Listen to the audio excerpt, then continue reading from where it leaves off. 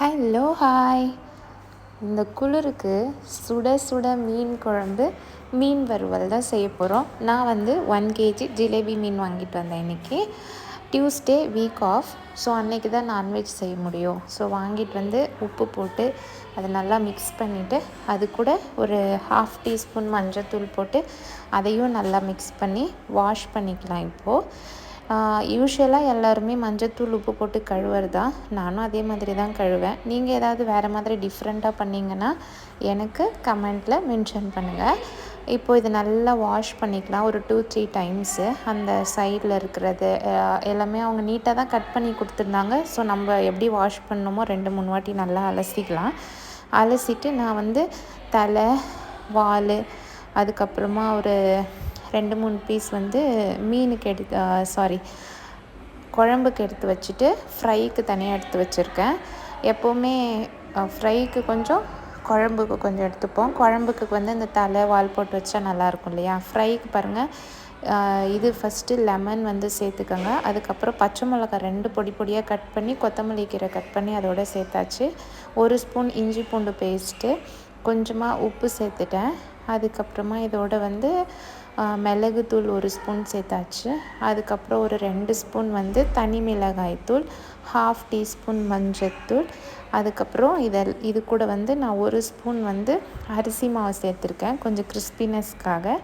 அதுக்கப்புறம் இதை நான் கூட நல்லெண்ணெய், அது ஒரு 2 ஸ்பூன் அளவாவது சேர்த்துக்குங்க. தண்ணி சேர்க்க வேணாம். மீன் அலசிட்டு நல்லா அந்த தண்ணி இது பண்ணிவிட்டு எண்ணெய் சேர்த்து அந்த லெமன் ஜூஸ் எல்லாம் சேர்த்து நல்லா மிக்ஸ் பண்ணிங்கன்னா இந்த மாதிரி கோட்டிங் ஆகணும்.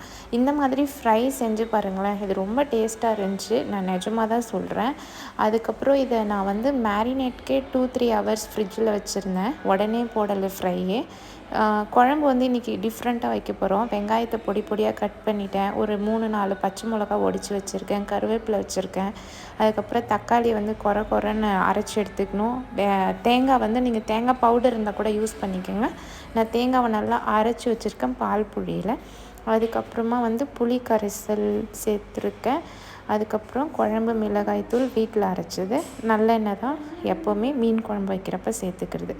இப்போ ஒரு வாணலில் நம்ம அலசி வச்சுருக்க குழம்புக்கு எடுத்து வச்சுருக்க மீன், அதோடு வந்து வெங்காயம், பச்சை மிளகா, கருவேப்பிலை, அதுக்கப்புறமா அரைச்சி வச்சுருக்க தக்காளி, இது கூட வந்து தேங்காய், அதுக்கப்புறம் 1 ஸ்பூன் இஞ்சி பூண்டு விழுது, அதுக்கப்புறம் குழம்பு மிளகாய்த்தூள். உங்கள் காரத்துக்கு எவ்வளோ தேவையோ நீங்கள் அந்த மாதிரி, நான் ஒரு 3 ஸ்பூன் சேர்த்துக்கிட்டேன். அதுக்கப்புறம் வந்து புளி கரைசல், புளி வந்து எவ்வளோ புளிப்பு தேவையோ அந்த அளவுக்கு கரைச்சி எடுத்துக்கோங்க. அதோட உப்பு சேர்த்துக்கோங்க. அதுக்கப்புறம் நல்லெண்ணெய், இதில் வந்து ஒரு 3 ஸ்பூன் நல்லெண்ணெய் சேர்த்துருக்கேன் குழம்புக்கு. இப்போ இதெல்லாம் நல்லா மிக்ஸ் பண்ணி உங்களுக்கு புளிப்பு உப்பு பார்த்துட்டு தண்ணி எந்த அளவுக்கு வேணுமோ அந்த அளவுக்கு வச்சுக்கோங்க. நான் ஒரு பெரிய கிளாஸால் 1 கிளாஸ் கிட்ட தண்ணி ஊற்றிக்கிட்டேன். இப்போது இதை மீடியமான சிம்மில் 15 நிமிஷம் அப்படியே வச்சு, மீடியமான சிம்லேயே வச்சுருங்க. 15 நிமிஷம் தட்டு போட்டு மூடி வச்சுருங்க. 15 நிமிஷத்துக்கு அப்புறம் திறந்து பார்த்தா குழம்பு அப்படி சலன்னு சூப்பராக வாசனையோடு கொதித்து வந்துருந்துச்சுங்க. நானும் இது ஃபஸ்ட் டைம் ட்ரை பண்ணேன். அம்மா சொல்லி கொடுத்தாங்க. நீங்களும் ஒரு வாட்டி உங்கள் வீட்டில் செஞ்சு பார்த்துட்டு எனக்கு கமெண்ட் பண்ணுங்களேன். ரொம்ப நல்லாவே இருந்துச்சு. சாப்பாட்டுக்கு, தோசைக்கு மீன் குழம்பு ரொம்ப நல்லாயிருக்கும்.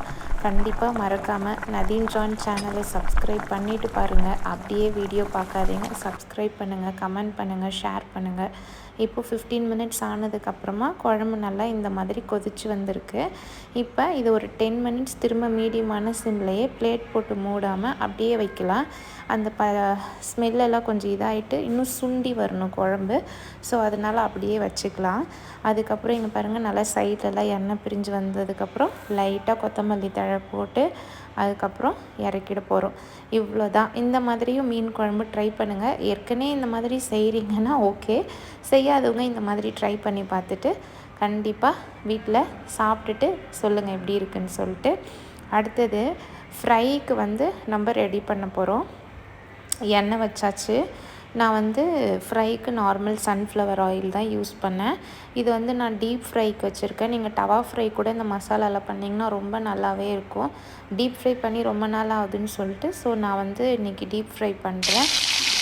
4 பீஸ் இதில் போடுறேன் பொரிக்கிறதுக்கு. இந்த டேஸ்ட் ஒரு மாதிரி நல்லா இருந்துச்சு. ஏன்னா நம்ம இதில் எந்த மசாலாவுமே அதிகம் சேர்க்கல. வெறும் மிளகுத்தூள், தனி மிளகாய்த்தூள், மஞ்சள்தூள், இஞ்சி பூண்டு பேஸ்ட்டு, அதுக்கப்புறம் லெமன் புளிப்புக்கு ஏற்ற மாதிரி கொஞ்சோண்டு பச்சை மிளகா, கொத்தமல்லி கீரை நான் வந்து எக்ஸ்ட்ரா சேர்த்துருக்கேன். கருவேப்பிலை சேர்க்கல.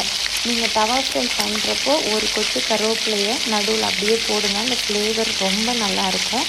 இந்த மாதிரி ஃபிஷ் ஃப்ரை பண்ணி சாப்பிட்டு பாருங்கள். மழைக்கு குளிருக்கு சூப்பராக இருக்கும். சண்டே யார் வீட்டிலலாம் மீன் செய்கிறீங்களோ இந்த வாட்டி என்னோடய ரெசிபி ட்ரை பண்ணி பார்த்துட்டு கமெண்ட் பண்ணுங்கள். அவ்வளோதான், மீன் குழம்பு, மீன் வறுவல் ரெடி ஆகிடுச்சு. சுட சுட இன்றைக்கி நைட்டு நாங்கள் இது தான் சாப்பிட்டோம். நெக்ஸ்ட் ஒரு வீடியோவில் பார்க்கலாம். பாய் பாய்.